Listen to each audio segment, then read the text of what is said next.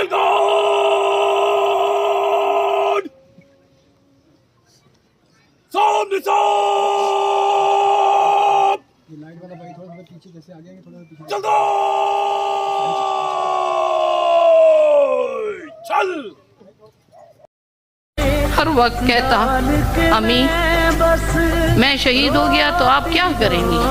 मैं कहती थी बच्चे ऐसे बातें न किया करो, फरिश्ते आमीन कहते। ओए अम्मी आप एक शेर की माँ हो। बच्चे आप तो शेर हो लेकिन मैं तो माँ हूँ ना।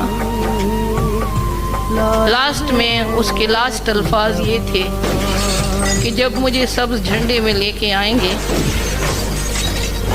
तो आपने मुझे ऑर्डिनरी माँ की तरह नहीं, एक शेर की माँ की तरह रिसीव करना। शायद मैंने ऐसे ही किया।